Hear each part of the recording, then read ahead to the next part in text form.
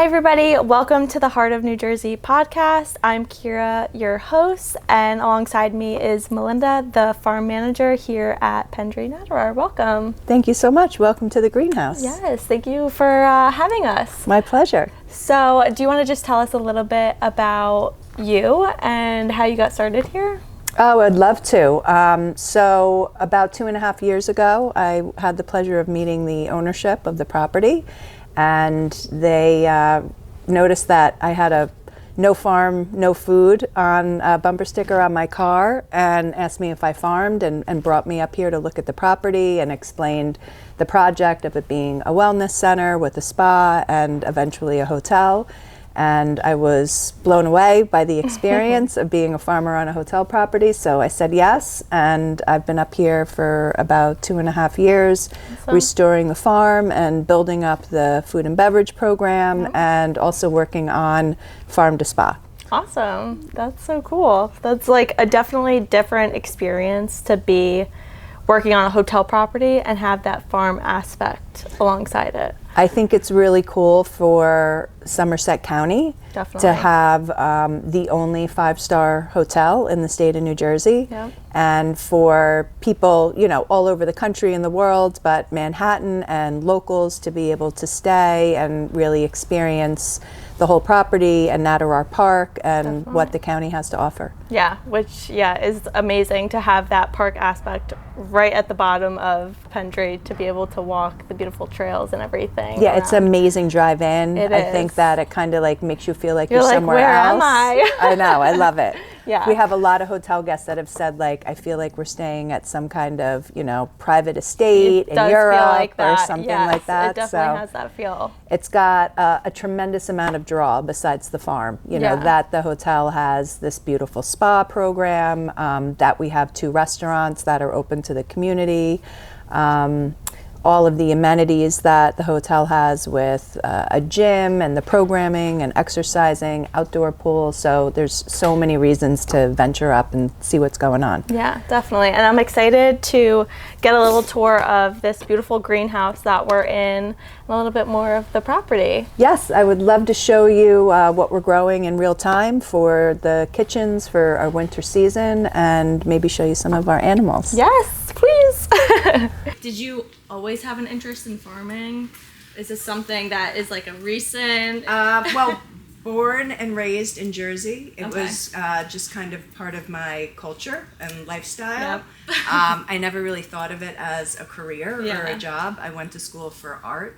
I went to school for art too. That's so funny. And I would say, you probably agree, that as an artist you can kind of see any medium as your expression. Definitely. So anything hands-on. Yes, I think when you're growing, it's kind of like creating something in art. I also think that it grounds you, and I think that artists tend to look for things that will ground them. Yes, definitely. So it was a natural change for me, where I kind of took art and my background and my history and knowledge of it, and started to implement it with growing and farming in general. I'd say the floral world was really my first introduction into it, because I was doing floral design. That's cool. And then started growing that, and one thing just kind of led me down to the next. Yeah, that's awesome. I definitely don't have a green thumb,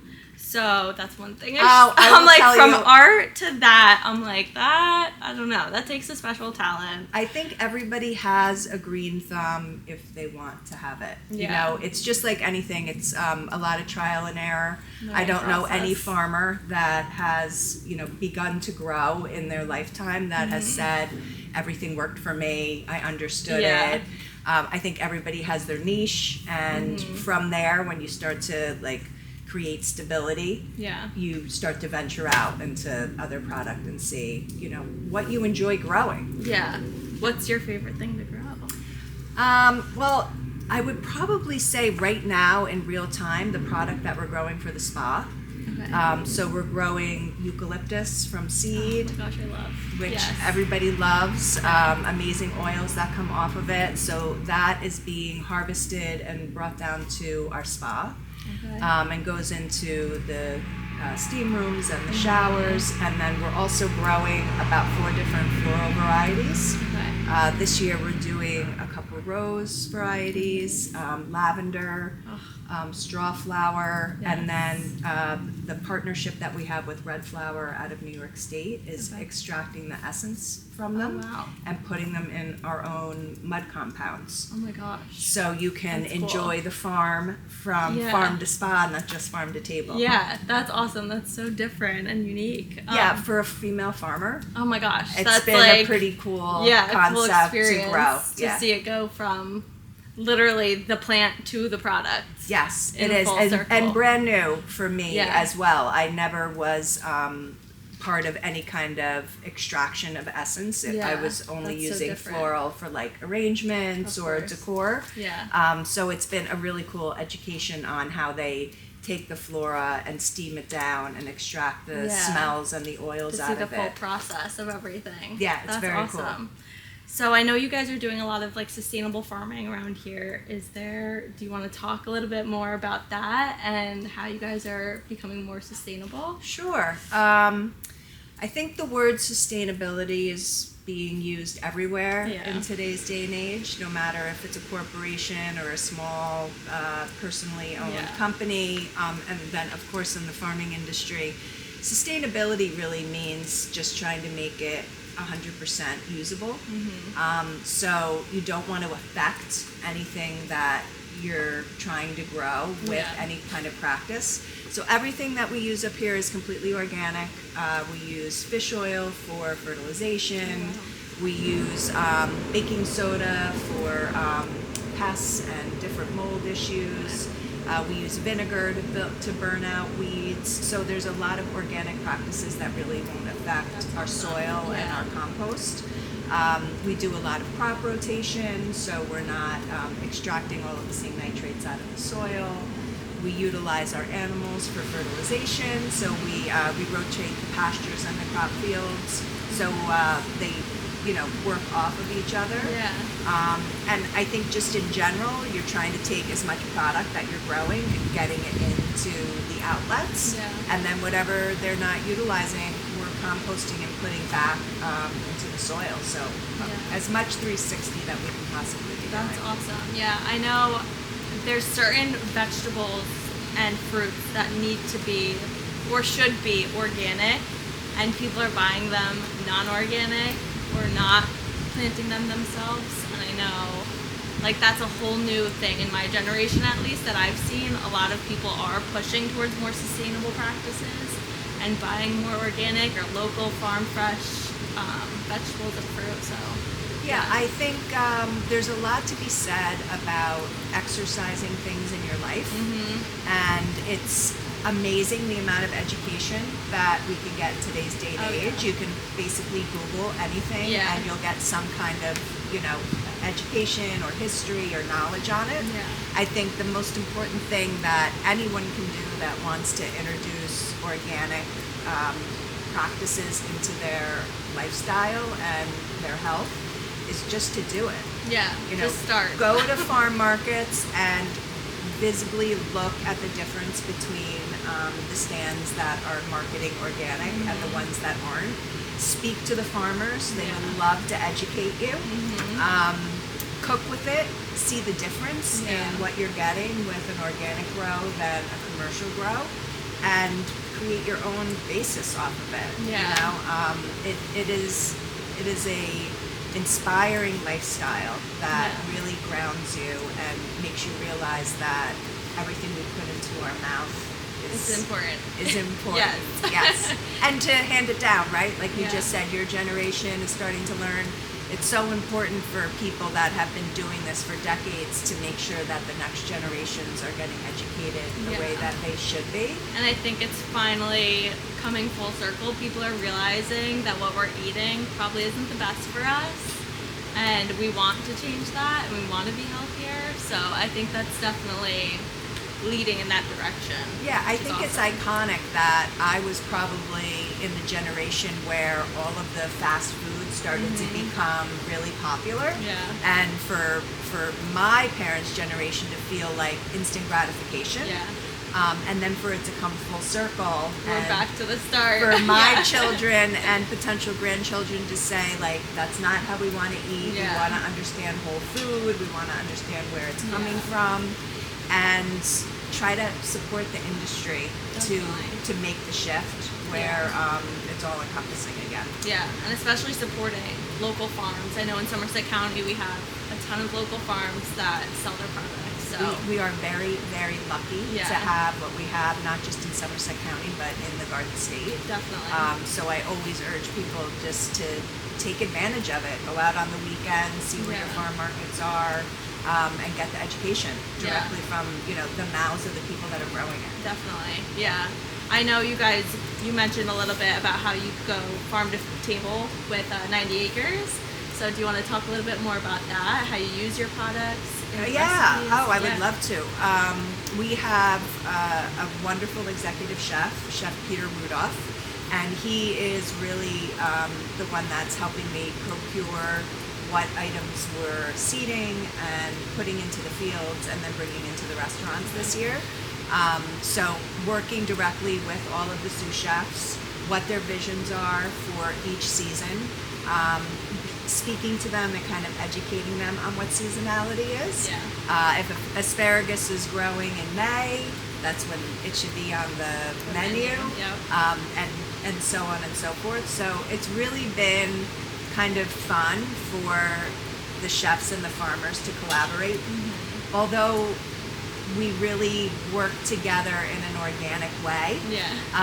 We really don't touch each other in our daily lives because the farm starts at like 5 o'clock in the morning, and chefs really start later, midday when we're winding down. So our cycles are very different, and I think we're learning a lot about the similarities and the differences and how we can make it work in a really authentic way. Yeah, definitely. That's awesome. So you guys have seasonal menus. So that's every season, it's changing, rotating. Yeah, I like to say we have like 365 seasons because I feel like every day is different. Something new. But yes, if we're like in real time right now in winter, everything that we're working on right now is for the spring.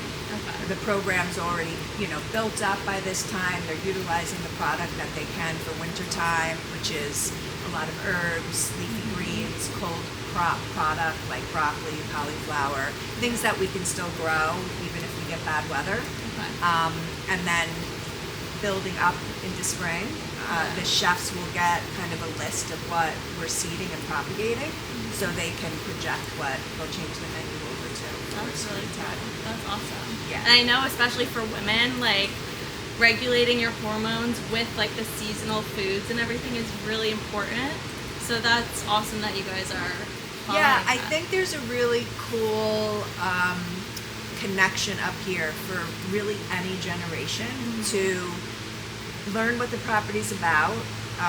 Obviously connect with the farm. We'll be doing a tremendous amount of workshops, education, lectures, but to be able to take advantage of spa and to be able to come up to a couple different food outlets and see what it means to have farm to table products. And you can kind of learn what the seasonality is just off of the menu. Definitely. Which is awesome. To see that come to life. And a lot of creatives up here.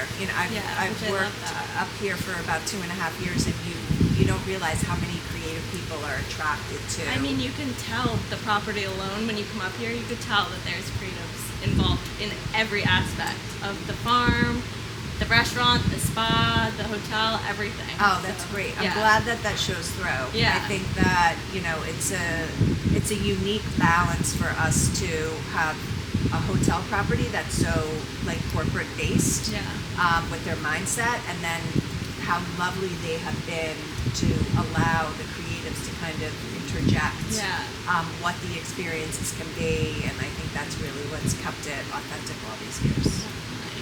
So this is Elvis. Would you like to hold him? Sure. So you want to make sure you squeeze the wings real tight. You're not going to hurt him.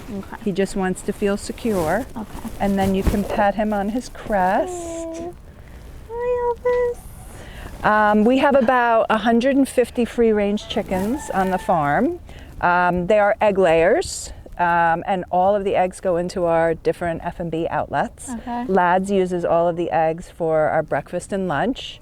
And in season, you can also come out and learn how to gather your own eggs and That's bring so them into the cool. cooking school and learn how to use free-range farm Yeah. eggs. So it's a really nice addition to the experiences to be up able here. to see where your product is actually coming Yep. from. And they're so healthy because they get to eat all the worms and Yep. bugs and everything that they're supposed to. So we love it. They're quirky. They've got a Yeah. lot of energy, and like I said, it's just like a nice rhythm to the farm up here. Definitely.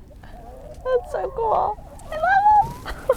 So, Melinda, what is your vision for the future of like sustainable farming, whether it be here or just in general?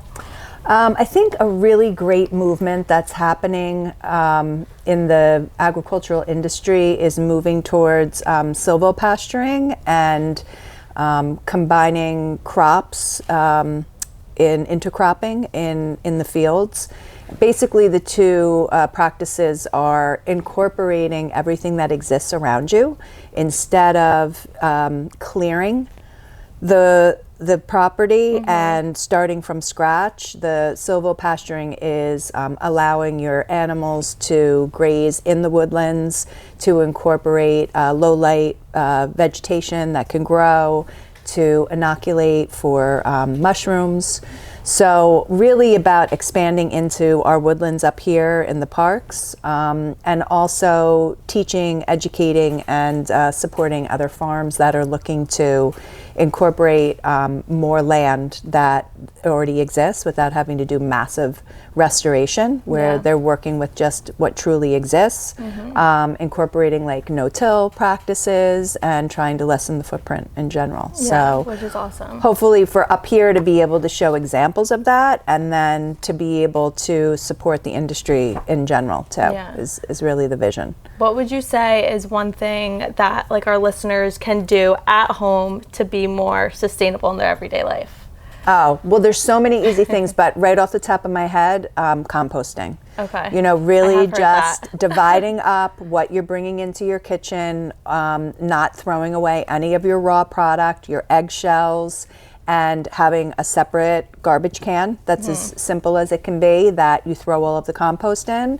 And then you can either make your own compost or you can bring your compost to a compost yard, and you're really lessening the footprint, plus you're kind of learning what can be redeposited into our soil and what is, you know, true garbage. Yeah, that's if you such want an to easy go way to like. Oh, super easy. I mean, you're doing it anyway. Yeah, exactly. So it's just really like a small little bit of education. You can Google what is compostable, and, you know, just see that it will come naturally, just like everything else in the recycling kind of world has become for us. Definitely. That's awesome. Yeah. Well, thank you for sharing all of your insights and having us at this beautiful property. We are excited to hopefully come back and dive a little deeper into some of the other aspects. I would love that. Yep. Come back in season, and it was a pleasure having you here. Thank you. You're welcome.